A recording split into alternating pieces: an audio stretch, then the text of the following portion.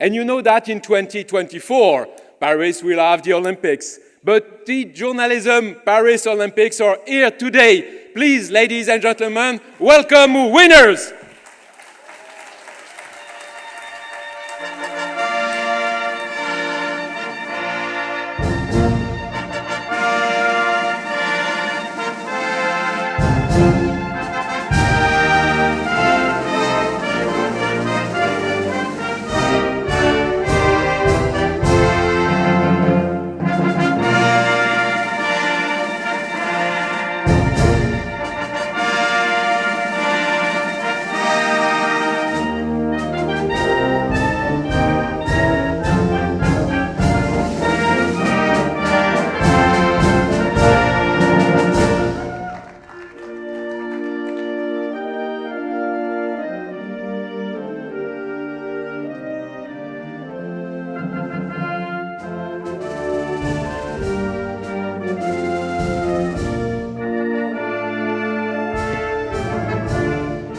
And now I will ask François Tadei, or Keynote, to join us.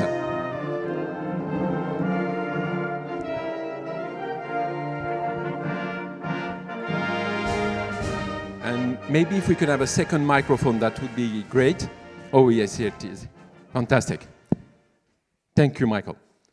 And so we are here today on this crazy idea to invite journalism students in an event reserved to journalism professors. And this idea is the idea of François. So I just have to tell you something personal, and how we met with François. And so, I'm not the kind of guy telling you about his private life, but I will have to do this today. And so I assume it's the last day of the Congress, so I assume I can do this. One of my daughters, Daphne, she's really into science, but not science as we do, real science, chemistry, physics, mathematics, biology, mainly biology, in fact. And so one day, I received this invitation from her physics and chemistry professor. So I went to the school, and this professor told me, your daughter, she will never be able to do any science. She doesn't properly succeed at the exercise on the calorimeter. Well, I don't yet know what is a calorimeter, but I was really worried, because my daughter, she wanted to become a scientist. And this professor told me that she did not know what a calorimeter, supposed to measure heat or something like that, was working. And then, a few weeks later, I was invited in the American embassy in Paris because my daughter was receiving a Yale Book Award. And then she was chosen for one of the 5 French students to receive that. So I said, come on, that's really strange, This professor told me that my daughter can't do science, and Yale University is picking her. There must be a mistake. And then I discovered there was a weird guy, François, that has created this very innovative place of learning in Paris. And he was not looking for typical kind of students, those with A plus everywhere, but with curious students. And so he included in his program, and I thank him so much for that, my daughter. So that's how we met at the beginning. And I say, well, we need something about innovation in pedagogy. That's the guy who can enlighten us today. So please welcome François Tadei.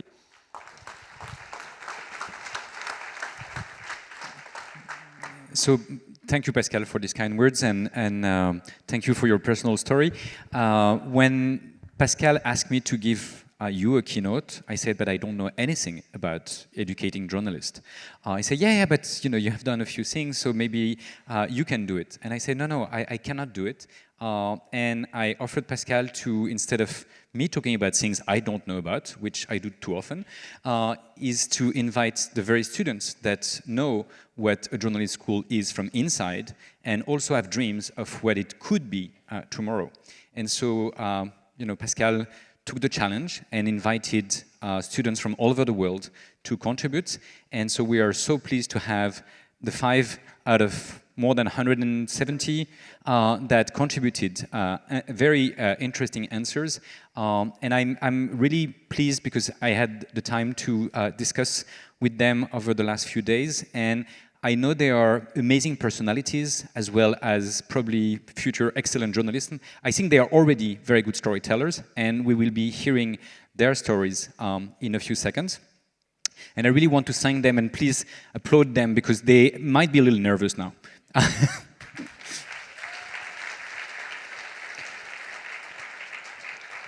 And I think if our school has been somewhat successful, we started on a stage that was, smaller than where the five of you sit. You had the chance to visit the place. It grew. It doubled in size every 18 months in the last 15 years, so it grew somewhat. But I think if it was successful in any way, it's because we gave students a voice. So I'm very happy that today, we have the students' voice that we are going to hear. And I think, hopefully, this is just going to be the beginning of hearing more students' voice. And we'll come together on stage after to discuss maybe the best ways to give more students' voices, to hear more student voices in the world. Because I think that they represent the best hope for a future. And not only for journalism, I think for all sorts of activities. And so being able to listen to them, and so I want to congratulate all of you for being, innovative educators, but I think that maybe the most relevant innovations to come are yet to be invented, and if we're able to construct it between your expertise and their energy and creativity, I think that would be very powerful. I think there is all sorts of keywords that the 170 plus students have taken. I have a nice list that Pascal gave me. And so we will go to those keywords on the second part after this. So we'll come back to this later, but I think that they represent individually wonderful ideas, but if we weave those ideas together, we can really make a difference. And that's what I look forward to hear, and that's what I'm quite happy to be here today, and very honored to have been invited by Pascal to be here with them. Thank you so much for being with us. So the first speaker is going to be Byron. He comes from South Africa. He has lots of energy. Please stand up, and you will hear his speech and creative ideas. So I look forward to hearing you, and then Byron will be the one passing the mic, and students will introduce each other in the coming minutes. Byron, stage is yours. Thank you, Francois. Thank you. Thanks, Pascal. And thank you, everybody. I have a lot of ideas in terms of the future of journalism education, the future of journalism school, but I'm only going to be sharing 3 with you guys today. And I think that the most important thing that journalism schools ought to be striving toward in the future is to put journalists out there, to put journalist students out there and to get out of their comfort zone. I think that is the most important thing, because I think there's an area of growth in learning practically in doing. I, for one, can attest to that. I have learned much, much more from doing as opposed to sitting passively in a classroom.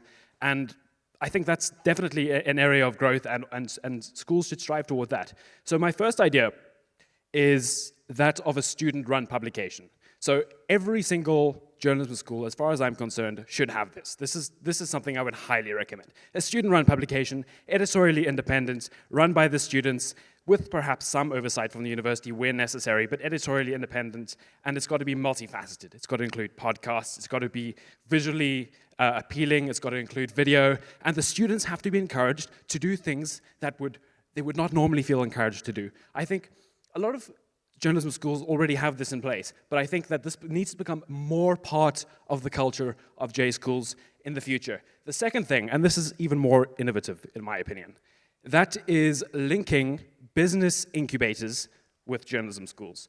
I think that is something which needs some thought in the future, because as far as I'm concerned, the kind of people who pursue journalism schools, the kind of people who want to go into journalism as an industry, tend to be open-minded, they tend to be industrious, they tend to be inventive individuals.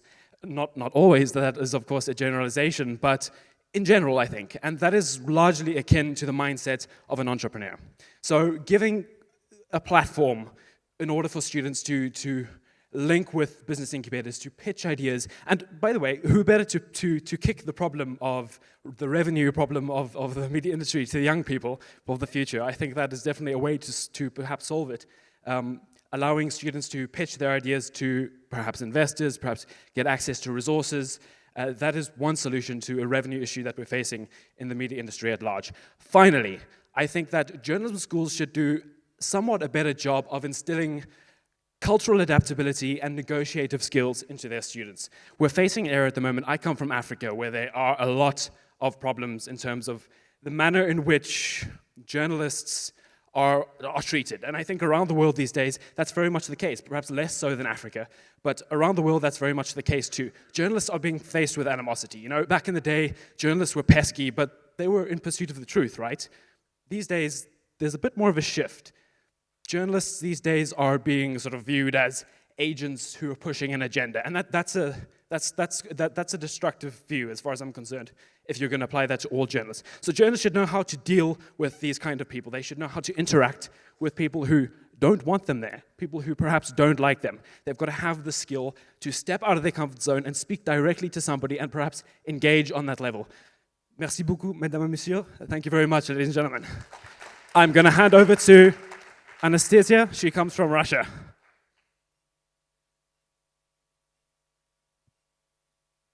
Thank you, Byron. Bonjour à tous encore une fois. I've just graduated from St. Petersburg State University, the High School of Journalism and Mass Communications, and there's a local meme at our students' community. It's just a few words: functions of journalism.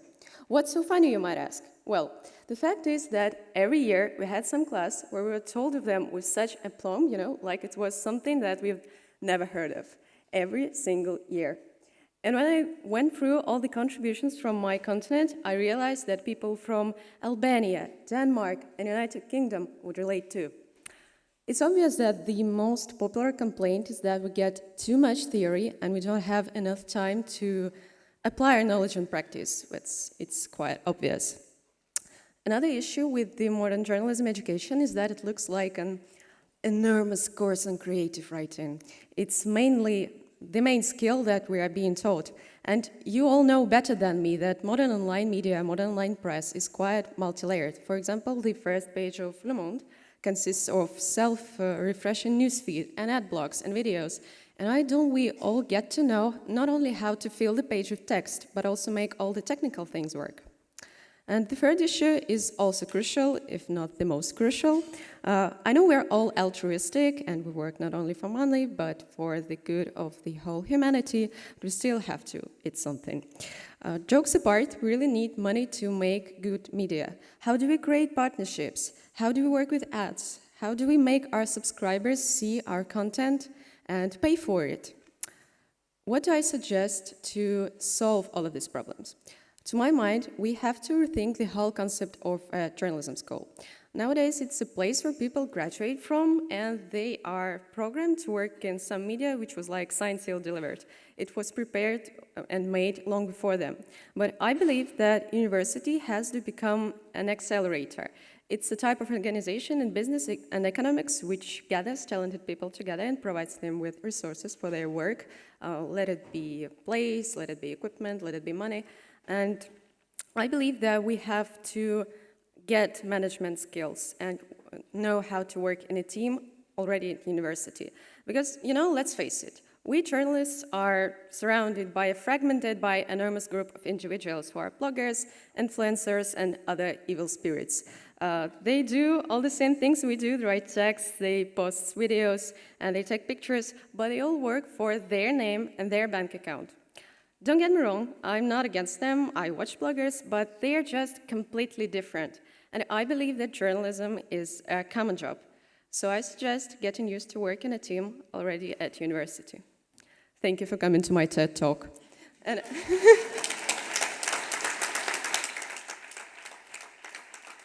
Thank you. And up next is Sofia from Canada.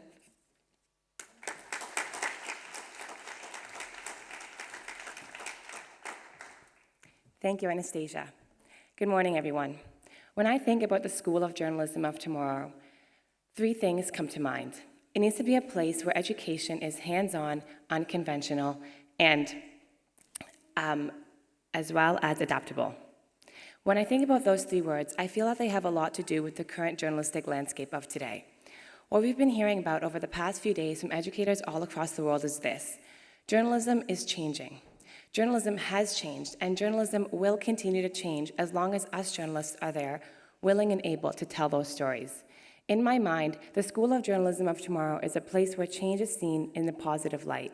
It is a place where students like me are continually encouraged to push the boundaries of journalism, education, innovation, and investigations in every possible way. When I take a closer look at a lot of the learning environments of journalism schools, two main issues come to mind. First of all, we don't have enough chance to have hands-on learning experiences. When I first started journalism school about a year ago, I never had the chance to write an article before. So one of the best things that I could have done as a learning experience was starting to write for my campus newspaper. Writing for my newspaper allowed me to develop not only integral skills, such as asking the right questions and how to chase the right story and how to conduct an interview properly, but also gave me a chance to do things that I had never had the chance to do during my classes. The truth of the matter is, a lot of the things that what makes journalism succeed are not able to be taught behind a desk. Another huge issue that we see in journalism is that many professors don't have the same views when it comes to seeing certain changes. For example, social media. A lot of professors, not only at my school, but at lots of journalism schools around the continent and world, find that social media is something that not only hinders journalism's growth, but also is something that takes away from its credibility and its validity and truthfulness. I totally disagree. In my mind, social media is an incredible tool that, when used properly, can absolutely revolutionize the current journalism landscape.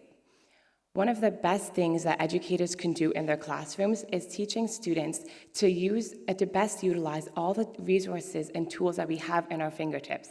In this day and age, anyone can get the news with just a click of a button or the open of an application.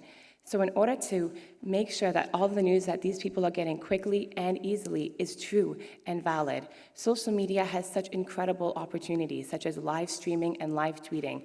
I think by giving the students the tools to benefit from this the best as they can, it will absolutely surely bring away a new way of journalism and storytelling as we know it.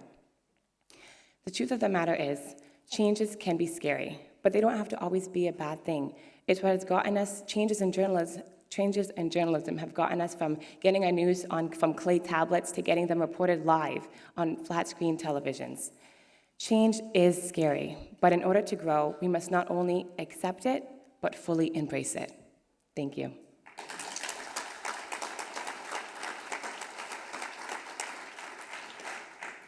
And up next, we have Rio Davis from Australia.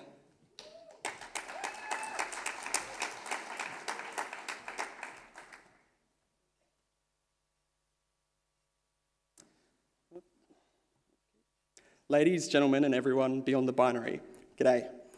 Many formidable Australian journalists I know have stories of running around with a notepad or microphone at the age of 6, shoving it in the faces of their brothers and sisters because a family friend or parent has shown them that being a journalist is something to aspire to. I come from a rural background in Australia, so I don't have the same story. The program I'm proposing gives young people who don't come from that privileged background a chance to experience and be exposed to that passion. The reason I am here telling you my story today is because my mum, a maths teacher, believes that and has taught me that death and education are the two great equalisers. The program I'm proposing is the widespread teaching of journalism principles in primary schools. I envisage journalism educators like yourselves going into classes, teaching classes about balance, impartiality, and why local stories matter just as much as national ones. I envisage assignments on finding stories that matter to children because we can learn so much, both as journalists and educators, from the curiosity of children, how they ask questions about the world and question authority. And as many of you are probably parents, I'm sure you can relate to that. By engaging with audiences from the bottom up, we can address underrepresented voices in the media because exposure so strongly determines what young people aspire to be. It's one thing to say the sky's the limit to a group of privileged, well-connected, and young people who already see themselves represented in the media. It's entirely different to show a group of young people from impoverished, culturally diverse, or underrepresented backgrounds that journalism school is something they should consider. Yes, this sort of program is being trialled in some places, but not broadly nor passionately enough to realise the exciting implications. At present, some consider journalism to be a secretive, individualistic, and untrustworthy profession. But in private conversation, journalists are some of the most inspiring, idealistic, and passionate professionals I know. But for storytellers, we do an astonishingly bad job of selling our profession to potential students, with conversations tending towards divorce, alcoholism, and marital breakdown. In fact, our glamorous conference organizer, Pascal, said something quite striking to us the other night, which he tells to his students. On the one hand, you'll be overworked and underpaid, and on the other hand, everyone will hate you. This program will be a forum to present those harsh realities as well as the idealism that makes all of that worth it. If we want the best future journalists, we need to rethink our hesitance towards PR when we talk to potential journalists. Such a program would drastically change how journalism school looks and functions. It would be a place for the best students of all backgrounds to master the technical skills of storytelling with a firm grasp of the principles of journalism already under their belt. Other entrants from Oceania echoed that their future journalism school would be less theoretical and more practical. I'm excited to discuss with you all in this Q&A and after this event the exciting implications that such a program could have. But really my proposal comes down to a simple question. If you can't communicate the essential passion and curiosity that is journalism to an excited and idealistic 6-year-old, what hope is there for the future of journalism?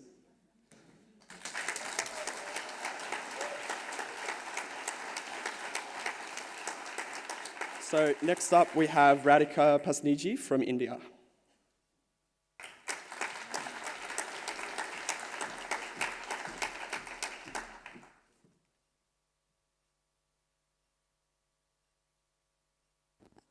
Good morning, everyone. Thank you, Rio. So, I am here to basically inspire you all. So, I am a citizen of one of the most diverse countries, a journalism student, and a young adult, which allows me to beat many out of you here in the amount of enthusiasm, passion, and missionary approach I have towards a progressive ideology like journalism. The very theme of the 5th World Journalism Education Congress, Imagine the Future School of Journalism, urges me to also realize the journalistic crisis of today.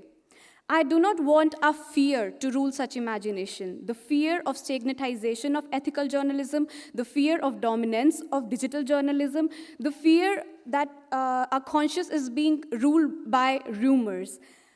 Being a part of this community, and as a part of this community, I really want to eradicate this fear and then proceed to amend what challenges journalism is facing. I imagine journalism school delivering quality to societal functioning with the selection of suitable students in the course, preparation of updated syllabi, which is both subject-friendly and market-friendly, teaching pedagogy involving a right blend of theory and practice. The future school of journalism must not be and will not be limited by cognitive boundaries, but only ethical ground rules. With technological advances on a spree, role of research and investigation will gain much attention. Recurrent assignments in the form of dissertations and research papers, which even get published further, will surely solve the purpose. They instill in the students the flavor of credibility, which comes post-intensive examination. Journalism as a course can adopt interdisciplinary approach to encourage rational thinking capacities. The school will be a common appraisal ground for both teachers and students to realize the importance of media literacy, specialization and specialists in multimedia setting, and coalitions among journalists. Now, taking into consideration the current geological epoch, we are very much aware about the climate change these days. So we have various issues to be addressed at present. So future journalists will exercise much sensitization towards alarming environmental, social, and political issues. Now, I guess journalism in the course to come will again prove to be revolutionary in nature. A very important interference which can allow immediate response to learning at school. That is introduction of flipped classroom system. The learning approach which prepares the students before beginning with the course, and during the course, activities could be applied to enhance the quality of face-to-face education. Lastly, to not scare away budding journalists with the harsh realities, mental and psychological appeasement activities would be necessary because I believe that emotional soundness is very much important for rational soundness. So the future school of journalism will not undermine the existence of two foundational qualities, sense of duty and voice of conscience. So let us buck up because future is the very next day, that is tomorrow. Thank you.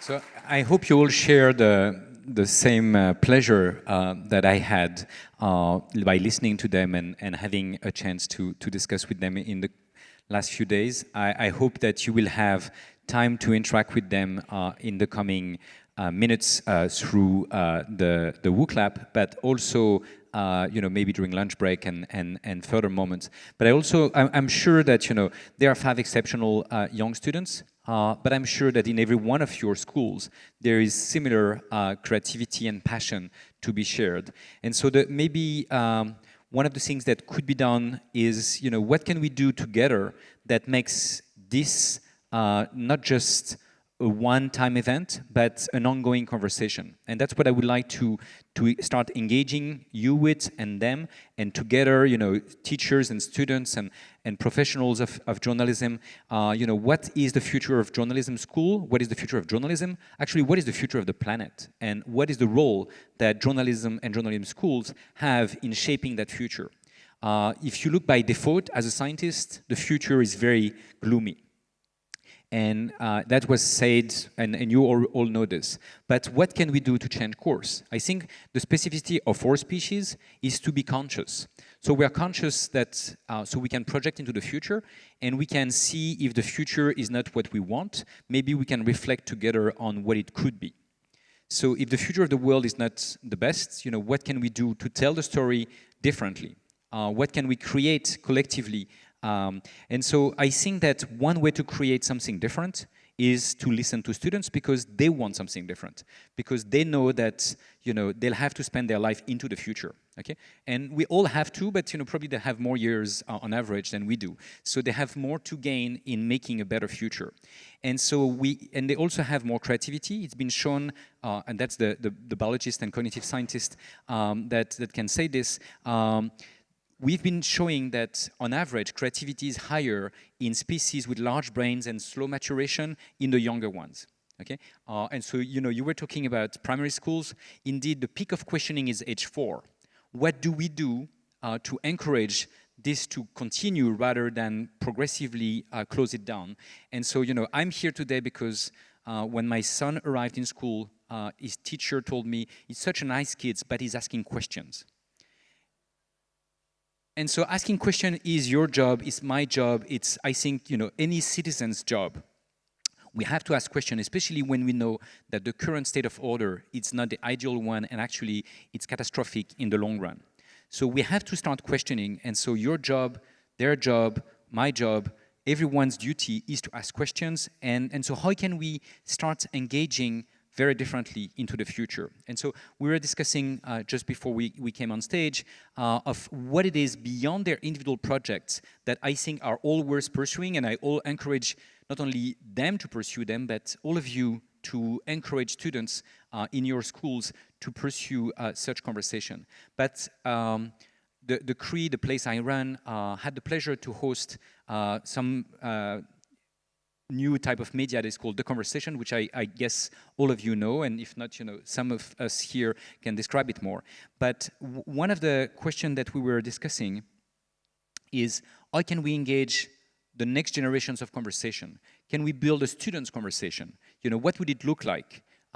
Can not only have student journalism a voice like today, but can have students all across the world a voice, and then how to give them such a voice? How can we use new type of media, social media, and maybe new forms like The Conversation as a hint that can be a way to engage the student's voice all across the world, And so that's what some of the things we were discussing. So I would like all of them to react on this sort of proposal, and then we'll start taking the questions, and if we are seeing the questions appear on that screen, and then we'll try to answer them while going in that conversation. Yes, perhaps get the other mic, yeah. Okay, yes, just with regards to what Francois was just referring to, we had in mind, and we just started fleshing out an idea of creating something of a platform in which students, we started with, of course, journalism students, because that's our background, but students in general can ignite a debate surrounding the challenges that face how they're taught their education from all around the world. Something akin to The Conversation, which is, of course, an open source platform online. And we were hoping to engage a little bit with the audience, and perhaps after this, in terms of the practicalities of such a project. My colleagues here have a lot of very good ideas. I'm going to pass right along to Anastasia regarding, we called it something about the student conversation. So where students from around the world would perhaps write articles, submit digital pieces, video content, which is commentary and proactive suggestions on how education within their context can be improved and moved forward into the future. So, Anastasia? Yeah, thank you, Byron. So yes, basically our idea was to create some kind of platform where students of different professions can express their opinions on how to improve their education programs. And I think this is another opportunity for me to say thank you for everyone, and especially for the Congress, to be able to be here and have a voice. And we all think that it mustn't be just 5 students every 3 years who have voice and who have opportunity to say something. We believe that we as journalism students, we also serve the society. So we are in charge to do some kind of, again, platform where everybody will have freedom of speech and freedom of suggestion, what they can do better in their education. And I remember that Sofia was also very excited about this idea, so I think I'm going to pass the mic to her. Yeah, so what you're kind of talking about was something, we all mentioned this as kind of a first step in what would soon be a kind of global opportunity for students to have a voice. I was mentioning that I write for the school newspaper, and a lot of the times I don't feel that, other than other students at my university, I don't really have the chance to have my voice heard. And it feels sometimes a little bit like an echo, where it's just other students that all have the same views, or similarly have the same views, or not having the chance to transmit that to a wider audience. So I really think that if this is something that we can, and we really would like your guys' support in getting this going, it can be something that will be absolutely a wonderful opportunity for so many students. Shall we start answering different questions, do you think? Okay. Yeah, so I think this is an interesting idea that we are still in the process of fleshing out. But I think it is very important because as students, I think one of the biggest barriers to getting proactively involved in our curriculum is that we're a transient population. For example, my course is 1 year. So you might think that I don't have high stakes in improving the education, but really that's just simply not the case. And for most of you as university educators, you'll all have reactive feedback mechanisms. For example, when a student finishes a course, you'll beg them or bribe them to fill out a feedback form. But really that doesn't benefit those students. We need to develop new mechanisms for getting students actively involved in what is such a quickly changing educational setting.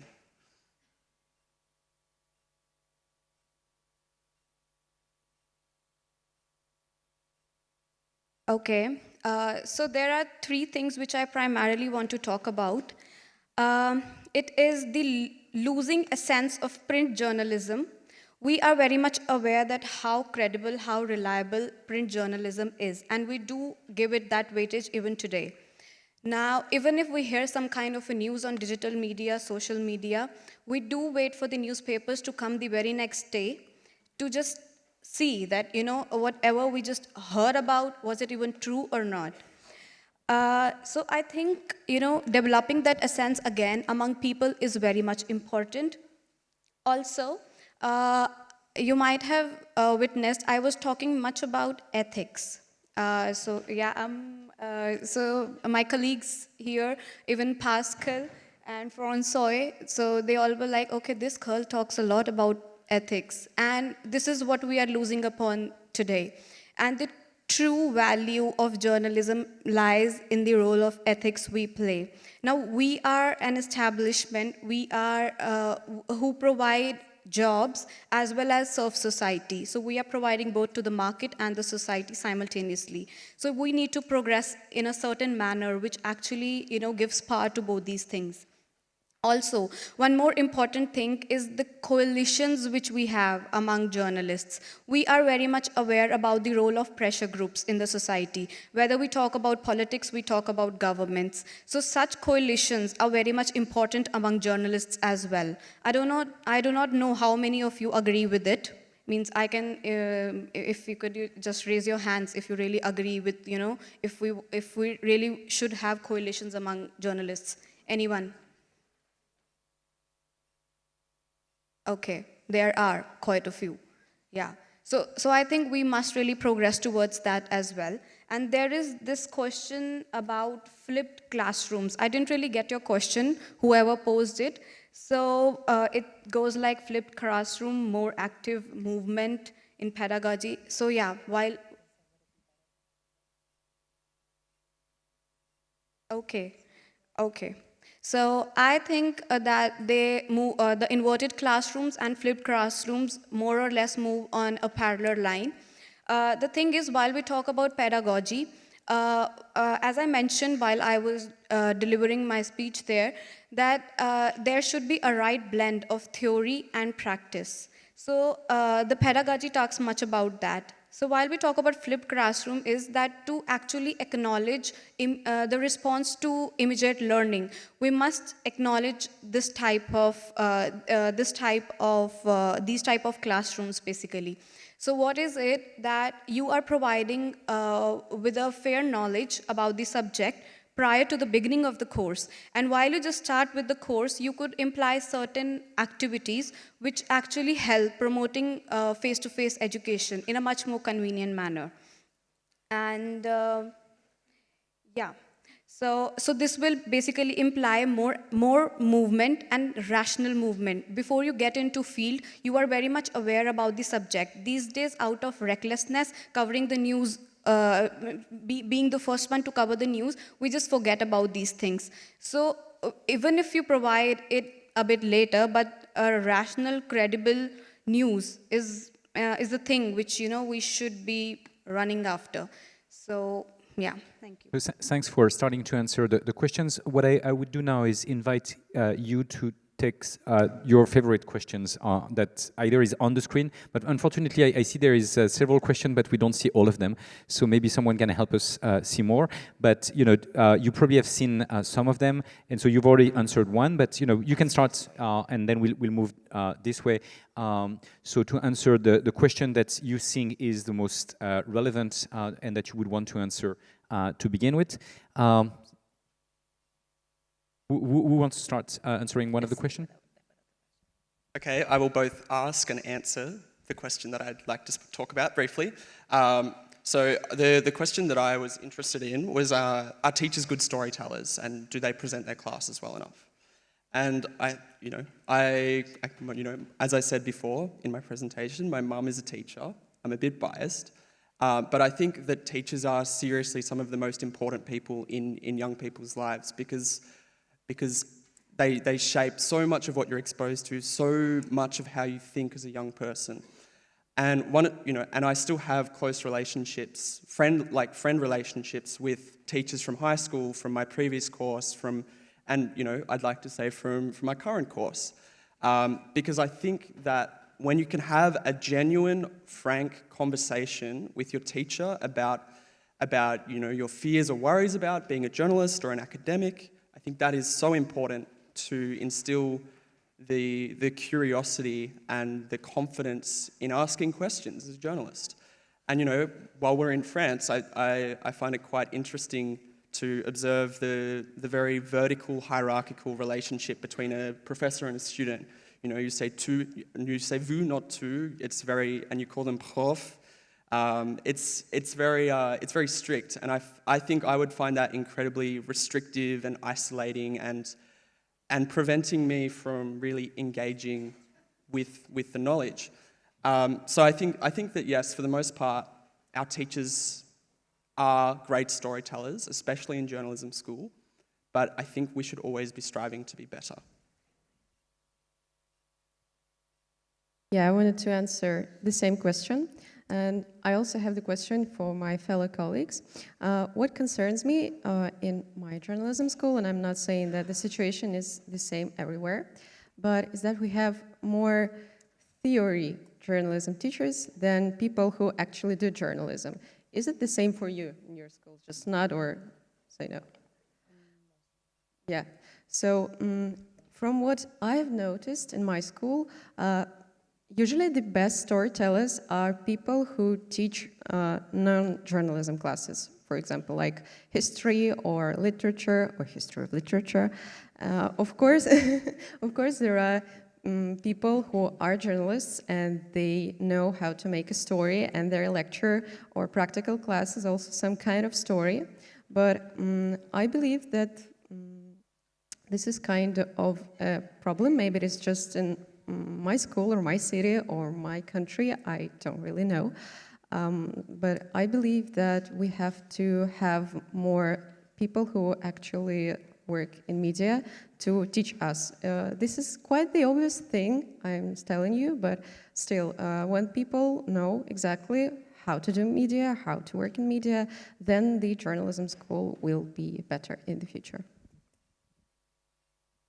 Just to kind of take a different route, there was a question that came up earlier that said, what are some good things or bad things I believe about your journalism classes? So I've only been in my first year journalism classes so far, and when I was applying for journalism school, a lot of my friends who were in a couple of years older than me, they told me, oh, you're not going to really like the first or second year, you're not going to really have a chance to do any hands-on learning, but you have to get through the boring part of history, and then you'll be able to actually get to doing journalism. And I kind of felt like that defeated the purpose of going to journalism school. While I understand that we should have some background knowledge about how journalism came to be, understanding how we're able to have the freedom of press and all the privileges that we do have, I think that if we are going to have to teach theory or journalism history and talking about all of that.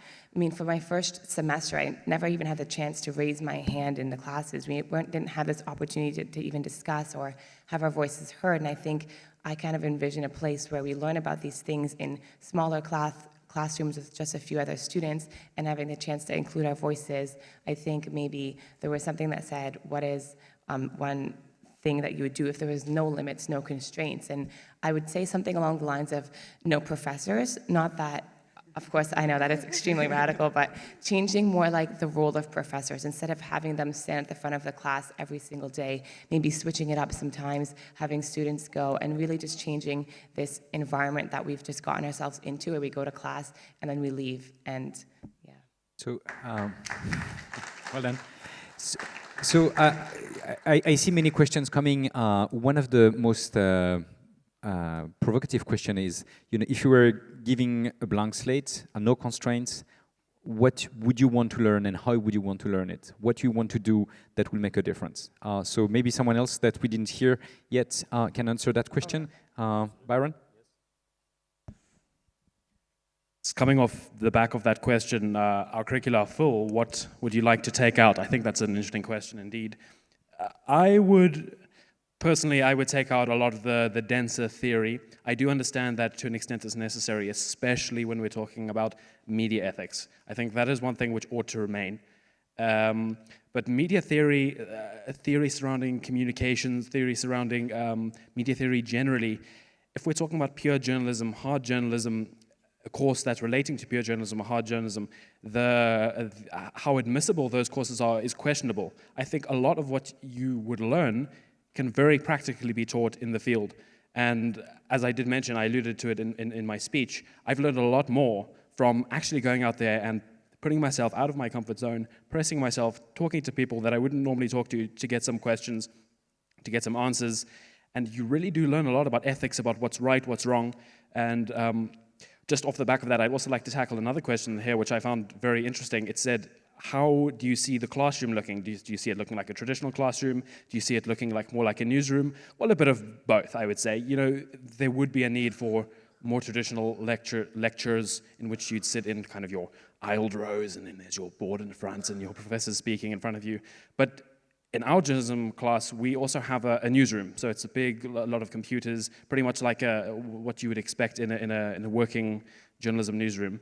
And I think that's a really great environment. And personally, I don't want to speak on behalf of all of my colleagues back home, but I think that environment is a better one to learn in. They prefer it, I prefer it. There's a bit less of a barrier. And so yes, I think a bit of both would be my answer, but the classroom of the future would look a bit more like a newsroom. Yes, certainly I would say that. So let me take one of the questions about is there a more engaging way to teach what you call theory? At least in the science, we have quite a lot of theory as well.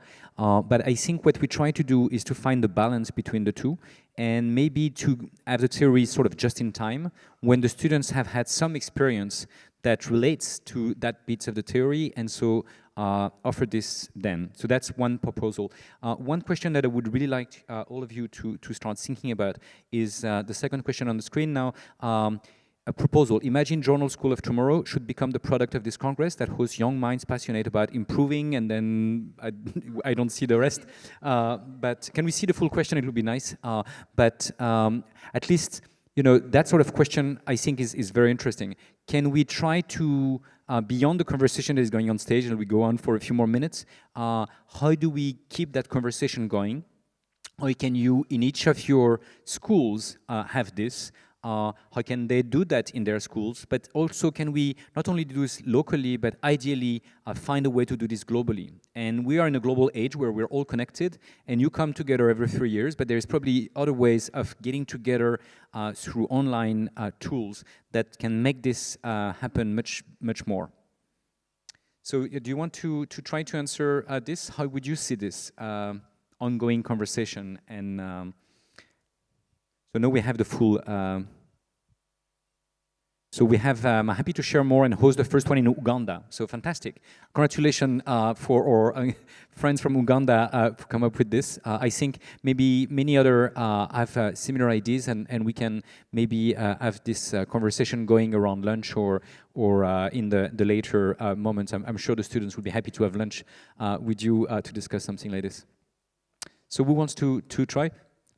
Someone we haven't heard in a while now? Okay, I've been put on the spot. That's a great question, François. Merci beaucoup. Abast question. Yeah. Okay. So I think it's a very interesting idea that this should not just be, you know, the moment where we've signed the declaration last night and that we're sitting in this beautiful place in Paris in the summer. There needs to be a continuum of action, because, you know, we can sit up here and talk about theory and principle, but you know, even the theory of being more practical. But really, we do need to have continuity and action. So we are in the process of discussing how we can do that as a coalition of students, because, you know, for us in 3 years' time, when the next Congress is on, we will hopefully all be employed. But we are now thinking about what our legacy will be, having had this brilliant opportunity to be a voice for students. Does anyone have any ideas? Also, another thing which we were discussing back there before we entered this auditorium was that along with persistent effort, we aren't really focusing on a specific group to inspire. We are considering us as a community, a whole community of journalists who are associated with journalism in one or the other way, or in any way for that matter. So considering that means it should be an individual call from each and everybody, that how to, you know, go about it, how to progress over actually bringing out this change into action. So it's time that, you know, we actually started, because now this is a digital world. Now, even if it's trying to dominate us, we can use it in a very productive manner as well. So we were just thinking about, just initiating with a website or something. I possibly proposed a name as well, the shebang, which means that, it's a container which includes everything productive, rational, which could actually be thought-provoking. So I think we can really join our hands together on that platform and possibly bring about some kind of change or contribute to such kind of a change. So I just saw a question that was really interesting to me. It says, university systems are driven by assessment. Does that work okay for students? And it reminds me to one of the sessions that I attended earlier, which was collaboration with investigations. And yeah, that was a really great one. Thank you for that. But basically what I was saying was, the way that students should be marked or assessed shouldn't be about the actual content or physically like the grammar or, I mean, of course the grammar, but physically the content of it, but rather how they go about doing it. So I imagine being separated into small groups or into small classrooms and given an assignment or given the chance to actually pick our own assignments, things that we're passionate about, and going about and trying to research a story, write an article, do a podcast, make a video documentary, whatever it may be. And the way that we go about doing that and then talking about what went wrong, what we could have improved, that is the things that I would like to see assessed on rather than just the final content and that's it. Because when I submit or when we submit our assignments, they don't get to see all of the hard work and everything that we could have fixed or what we learned in the end of it. They just see the final product. And I think that if professors took the time to speak with their students and have this chance, the learning process really, to go about doing that, I think that'll be such a much more helpful way for not only students, but for professors and education as a whole to just change the way that we assess these students. I see one question that's pushed you to be more revolutionary, more radical, more crazy. Any one of you want to try to answer this? I mean, Russians are pretty good at revolutions as well as French, so... Such a stereotype. Well, actually, I wasn't very radical. I wanted to answer several questions at once, I believe, which is regarding to the theory and the fun. I think this is a very nice question because personally, and I think my colleagues too, I don't think that I'm a cool, practical journalist since the year one. I do believe that we need theory. I just think that it has to be alternated with practice and added to practice. The question about fun, you know that good book or a good movie doesn't have to be fun to be great. And so I believe that we have to learn from others' experience, and I can give you an example I just thought of. For example, if we are studying the same old loved functions of journalism, the lecturer, in my mind, doesn't have to just give the list monotonously. Maybe we can have such a practical assignment so that we're given some pieces of paper or screenshots of online media, or maybe we can be shown videos, or we can hear podcasts or radio programs, and we have to read or listen to this piece of media and come up with which functions does this text or video have? Like, is it educational? Is it communicative? Is it teaching us ethics and tolerance? Yes, something like that. So we don't want to get rid of theory. We just have to improve it a bit. So I'll try to go on the revolution part. I think revolution, in France we saw revolution, but we also see counter-revolution, and so we have to be wary about this. I'm a evolutionary biologist, and evolution is quite radical, but it's progressive. And it's lots of small steps that cumulated lead to eventually a radical transformation. And so maybe one of the question that is somewhat easier maybe for you to start answering in that sense is, what would you like to teach your teachers?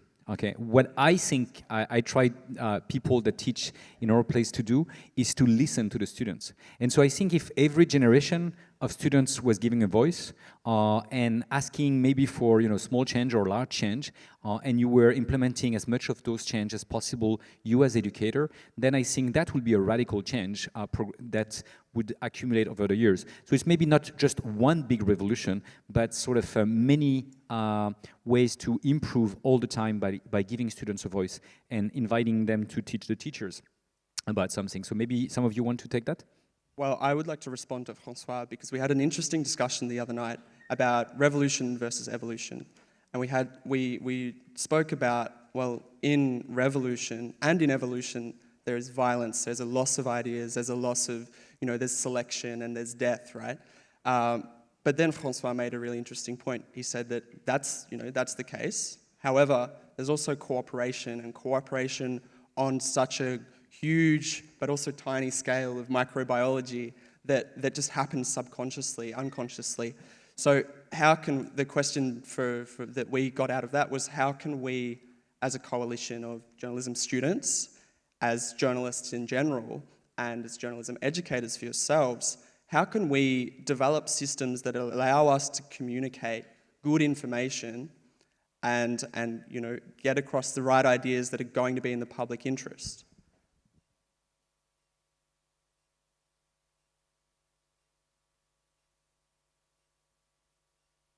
I would just very quickly like to tackle two questions. The one of what would you like to teach your teachers, and also how to make theory more palatable. Well, quite simply, I would say that educators should, and many educators are very good at this, granted, educators should perhaps pay more attention to eliciting a response from the students themselves.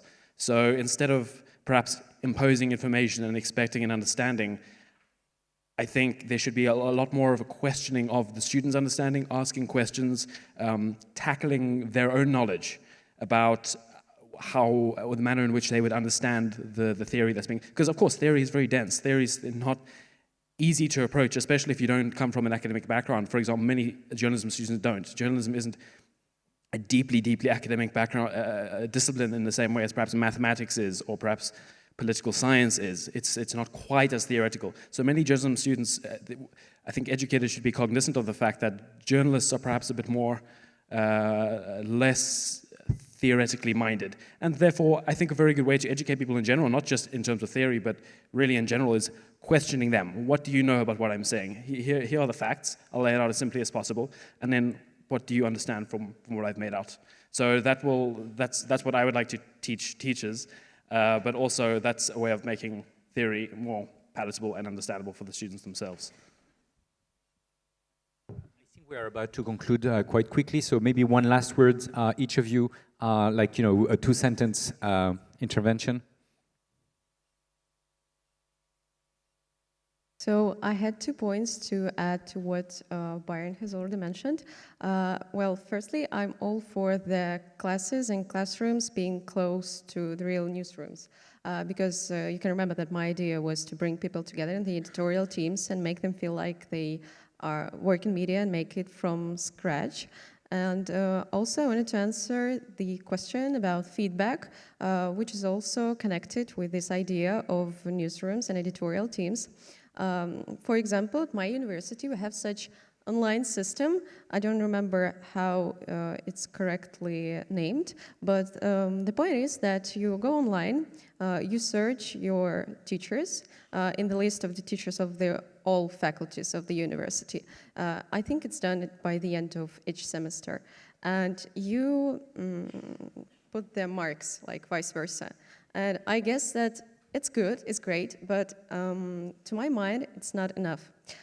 Probably, I have this suggestion. Maybe we can make like this editorial meetings. I don't know whether they should be weekly or monthly or after every semester, but maybe where people gather around and tell what they like, what they don't like, because just ticking online and put in marks is impersonalized, and maybe it's good because a student can hate the teacher, he just wants to put a D.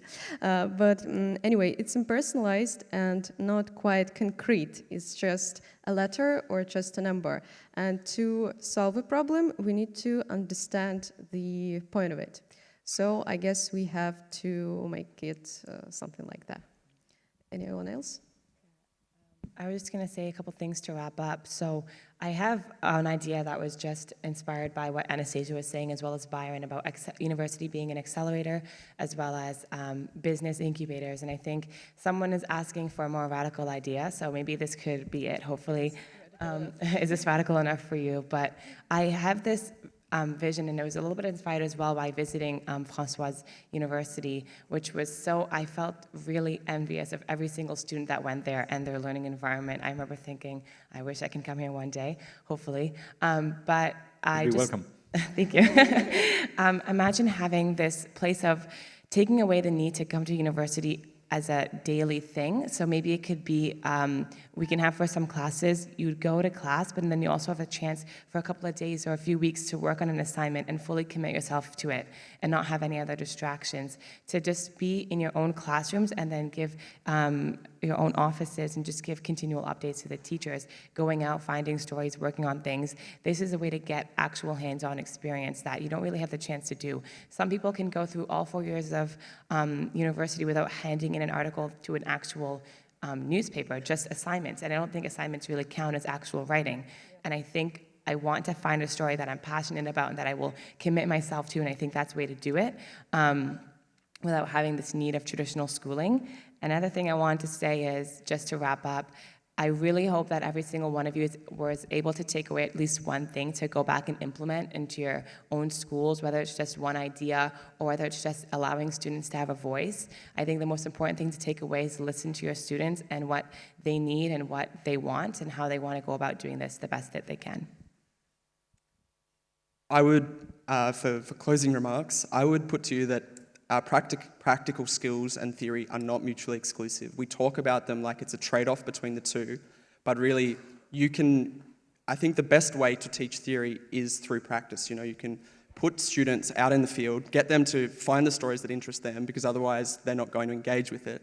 But you need to be responsive and engaged with the students, because as ethical conundrums come up, as maybe there's an opportunity to discuss some of the history of journalism or like a historical case, as your student is encountering these problems. I think that is the best way to teach theory through practice. So that's what I would. So now I would just like to propose few changes which I have been thinking about journalism school program. So it's like more regular discussions among students over real-time issues.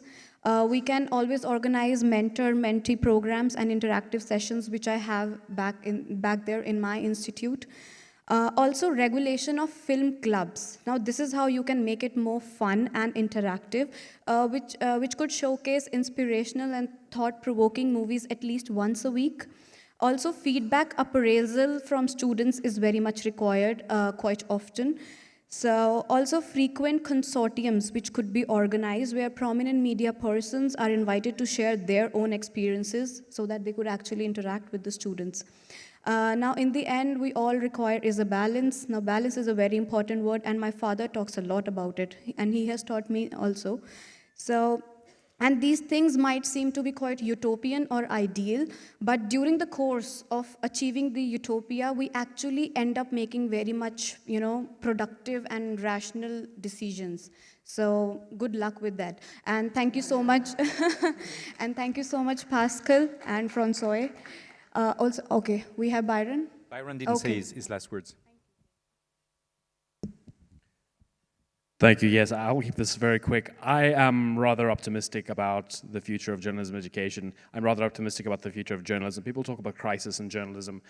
I happen to be a lot more optimistic. As long as we continue to adjust, as long as we continue to be very honest about the forces which are acting around us, I think things are going to go in a good direction. It very much requires on feedback. It very much requires on continual self-reflection. Where are we? Where are we going? But if we continue to do that and not be exceedingly rigid in old ways, I think we can be very optimistic about the future of both journalism education and journalism. Thank you very much, guys. So, thanks, Pascal, for coming with us. My last words, while Pascal is coming on stage, would be to make sure that, they are given a voice not only now, but in the future. And I think, yesterday I was visited, and I will invite you to visit again, not only you on stage, but everyone in the room. We were visited by students, PhD students in this case, and they were discussing initially the University of the Future. And we were discussing whether it's more important to have the future of university or the university of the future. And we could say the same about the journalism of the future or the future of journalism and the schools of journalism. I think that whoever is able to think and invite students and every citizen, by the way, to engage with the future in a positive way, in a constructive way, then we could be optimistic. Otherwise, if we are disenfranchised and not empowered, I would not be optimistic. But when I see your energy, your creativity, I can be optimistic. Thank you. Well, obviously we are not, so thank you so much, François, for being here. Obviously we are not here at the end of something, but at the beginning of something, because, I've seen many colleagues that say, what should we do right now with this moment, So thank you so much for being here, and we have a little present for you. I know there's a lot of 3D printers in your school, so maybe will not be as impressive as it might be, but we have this medal, that is a memory. So this one is not made of plastic, and we are so proud to have you. And so we have now this idea that this is the beginning of something. As yesterday we had this declaration that was we signed this declaration, then we will implement it in all our schools, then we will have it endorsed by international NGOs. And I really do believe that today this School of Journalism thing is becoming not Imagine the Journalism School of Tomorrow, but Imagine the Journalism School of Tomorrow project. And I invite all of you coming from all the country, if you believe something like this, that we could build a journalism school with students' voice, as we have heard this, with specialists, as François is, and with every people willing to change the future of journalism education, please join us in that project. I will have time, because, in the few next days, I will be, there will be the post-stress, kind of time. I will have so much time and nothing to do, so I will launch that platform. You can be sure of that. And please, everybody, if you want to participate to that project, because I really believe that all together, with students, journalism educators, and specialists, we could build this journalism of the future. So now it's time for a break. Just a little announcement. You see, we have those journalism coming from all the continents, but you have a group of journalists that are working here. They've got this fantastic handle that is WGEC Daily, so you can follow them on Twitter. You will see there's a lot of videos and everything like this. And there's, you can also look at the video of you, a picture they took of you. We always like that also. So we will take a 30-minute intermission, then we will be back for the next session, where all the work that has been done during those 2 days with the syndicate will be shared with all of us. Thank you so much for being here, and there is some coffee break waiting for us outside.